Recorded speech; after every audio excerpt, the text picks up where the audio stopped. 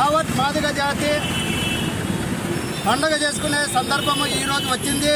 ఎందుకంటే గత 94 నుంచి ఈ రోజు వరకు ఎన్నో ఆటుపోట్లు అనుభవించి ఎన్నో కష్టాలను అనుభవించి ఈరోజు అత్యున్నత స్థాయిలో నిలబెట్టిన గౌరవ శ్రీ మందాకృష్ణ మాదిగ గారికి ఆదోని ఎంఆర్పిఎస్ తరఫున కృతజ్ఞతలు చేసుకుంటున్నాం.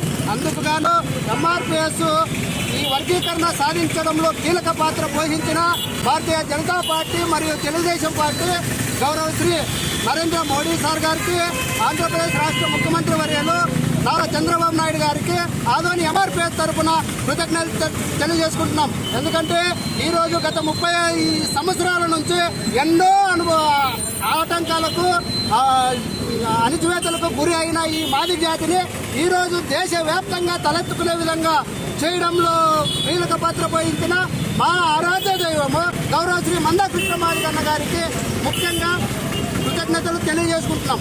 ఇట్లు ఆదోని ఎంఆర్పిఎస్ పట్టణాధ్యక్షులు, నా పేరు గుమ్మడి బాలస్వామి మాదిగ.